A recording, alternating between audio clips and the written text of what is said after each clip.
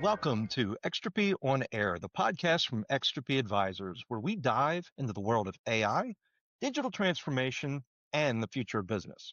Each episode will bring you perspective from leaders, innovators, and experts across industries, all focused on helping organizations and, more importantly, people thrive in a changing world. Let's get started. Welcome back to Entropy on Air. I hope you are having a wonderful day wherever in the world you happen to be listening.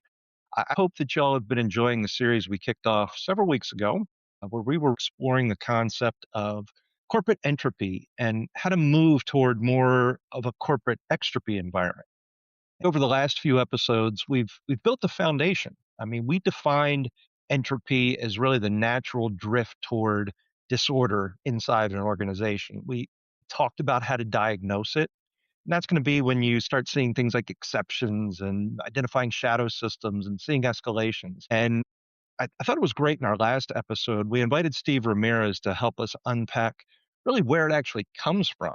And that was around those concepts of fragmentation and misaligned incentives within your organization and something we defined as corporate drift. Today, I'm excited to have Mike Jasper back with us. Mike, again, is the vice president here at Entropy, and he's going to be joining me as we start to talk about something that every leadership team I've ever talked about are always chasing within their own organizations. That's this concept of speed. It's growth, acceleration, scaling the business, all those typical buzzwords that you hear quite often. Here's the tension that we want to explore in this episode, Mike. I mean, that same speed that often drives growth for organizations, which is so important, is the one thing that leads to corporate entropy. This is, Kevin, where things get tricky because most organizations, they're rewarding speed and the same things, growth, momentum. Rarely do people get praised for slowing things down. But what you see over and over again is that organizations don't always fail because they move too slowly. A lot of times they struggle because they scale faster than their system or their processes can support. Yeah, without a doubt. We see that a lot. And that really is the idea behind this episode. It's we'll call it, let's call it the speed trap, if you will. It's really where growth without structure, it doesn't just create inefficiency with the organization. I'd argue that it actually accelerates decay within an organization. So maybe what we can do, Mike, is let's start here. What does growth, in your opinion, why does growth really create entropy? Because, when you think about growth on the surface, it should be a positive signal for a company, right? Yeah. And I mean, growth is positive, but it also increases complexity.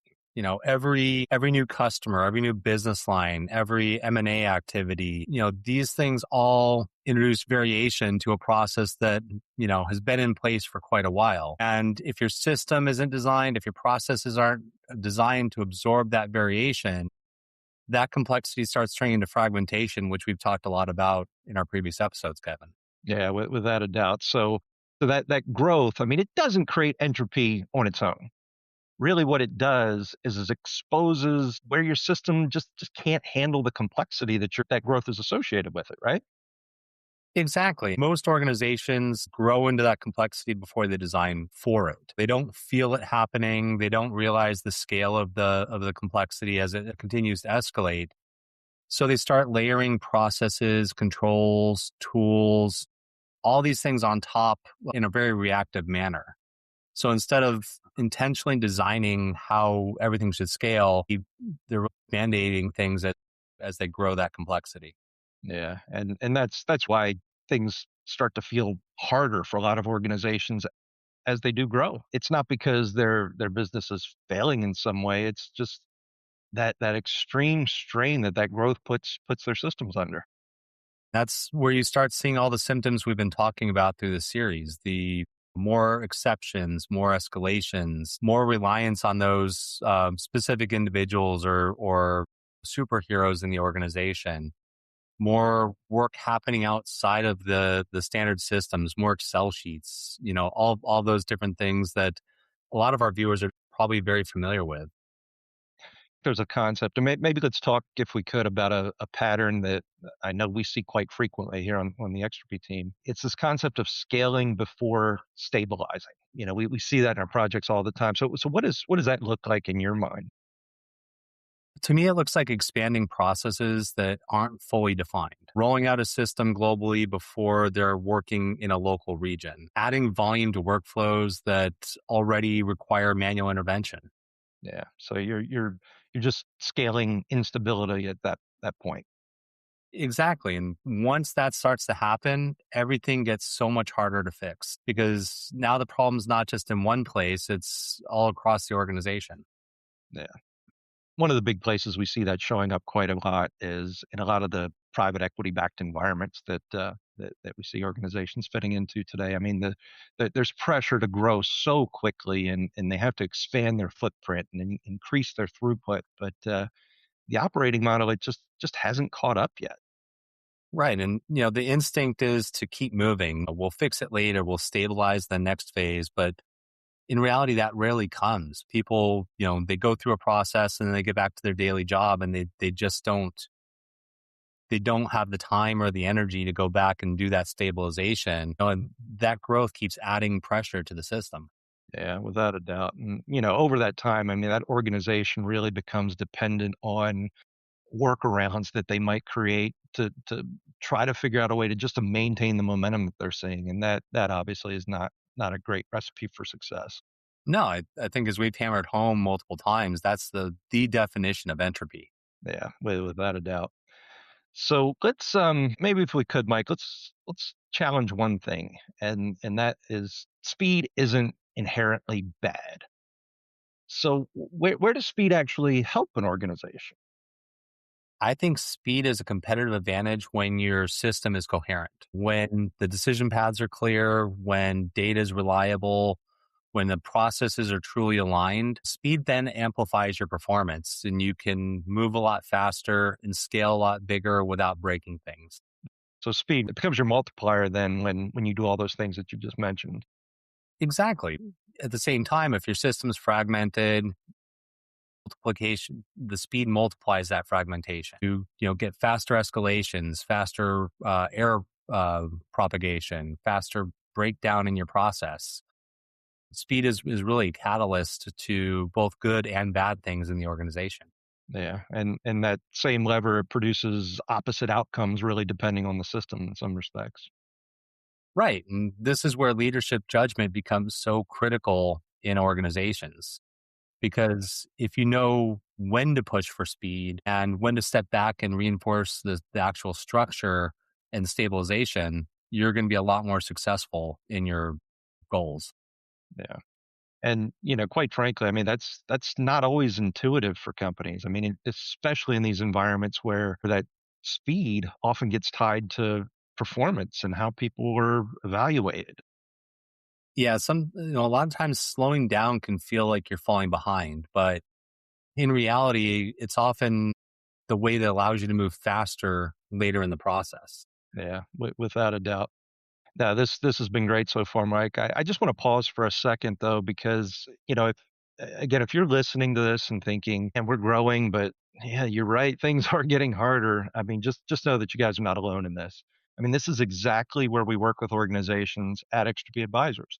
We help leadership teams understand where their system is designed to scale or just being pushed to scale.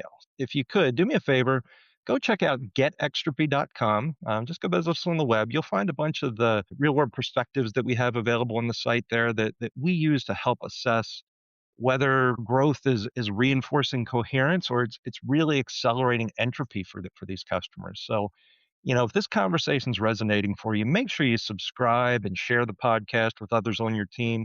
Each episode that we do, again, it's intended to kind of build on the last. Again, appreciate your time and attention to that. Why don't we go ahead and hop back in here real quick, Mike, as we finish off this episode. But Do it. if speed could either help or hurt, I think the real question probably becomes, how do you design for sustainable speed or velocity? What does that look like? Yeah, in my opinion, it all starts with a structure. You have to define how decisions are made, um, and do that as the organization scales, not just as a point in time. Who owns that? How does information flow? What gets standardized versus what stays flexible in that process? Yeah, so you really do need to design the system before you start pushing the system out into the user community. Exactly. And the second part, in just as critical, if not more, is making sure you stabilize before you scale. We go through a transformation, we have a new process. We need to make sure it works consistently before we start expanding it. And that doesn't mean perfection. That just means predictability. There's always going to be the odd thing out, the exception out there, but you want to make sure the exceptions aren't the norm. Right. Yeah, and you mentioned that being the second. I mean, there's got to be a third following that, right? As you're designing, you have to build for adaptability, because growth will always introduce new variables. Those could be compliance changes. That could be a whole new business line. We've talked about a lot of these variables that come up in businesses, and it happens more and more every day in our business environments. The goal isn't to eliminate change; it's to be able to absorb that without breaking the coherence. Yeah, and that gets us into this whole concept of extropy and where it comes from. So great way to stay on topic as we get into this session because extropic systems, they don't just handle growth, they truly do improve it, right? Exactly. They turn complexity into a competitive advantage. Yeah, without a doubt. Mike, let's ground this in what we see again in our community. So when organizations get this right, what what typically is different or what feels different? Well, you can see they actually move. There's some of the fastest movers out there, but the movement feels controlled. They're not having decision bottlenecks. They're not having unreliable data. There's no question about the data quality. The processes don't require constant intervention. And there's just sort of a sense of flow. It almost becomes the culture of the organization. Yeah. It actually feels good then, right? And then conversely, what happens when they get it wrong? Well, everything's urgent. Yeah, Leaders are constantly involved in operational decisions. Teams are reacting instead of executing, and growth just feels more like pressure instead of momentum. that's a great point. It's a powerful distinction right there. I mean, that growth is a momentum versus growth is pressure for companies. So let's make this a little bit more practical for some of the listeners today. If someone's heading or leading a fast growing organization, they're trying to figure out where they're heading, what should they do next? The first thing is have some honest conversations internally. Off the record, no expectations, and really try to assess whether the current system can handle more volume without increasing friction. If the answer is no, then don't scale it yet. Secondly, identify where the growth has already introduced variability. Where are those exceptions increasing? What decisions are slowing down? I go there. Yeah. Well, I'd add a third thing too is you have to make sure that you align your incentives across your organization. Steve talked about this with us last week is you have to make sure that your teams aren't being rewarded for outcomes that are creating downstream complexity. That's a big issue there for a third. No, I think that's a really important point, Kevin. That goes back to sort of culture and how we do this, and allowing people to understand that we need to be able to stabilize before we scale. If you build that culture, it's really going to grow within the organization.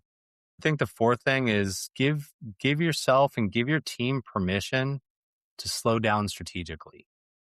Not slow down because they're busy, not slow down because they're scared, but to slow down to take a strategic pause. We're not reducing the momentum. We're just trying to take the opportunities we need to reinforce the structure.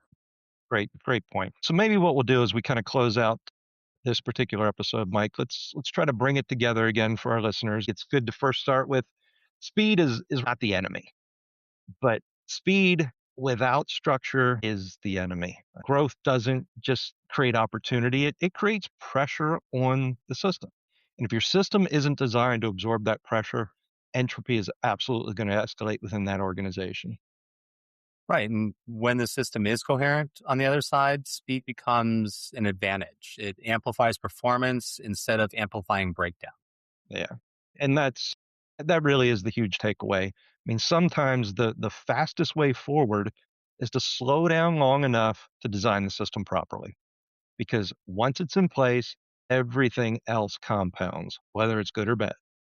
This has been great, Mike. I appreciate you hopping on with us and sharing some of this insight with our listeners. And again, for everybody out there, we encourage you to make sure you're subscribed, make sure you know whenever a new episode comes out. In our next episode, we're actually going to explore why strategy dies in execution and how entropy kills it.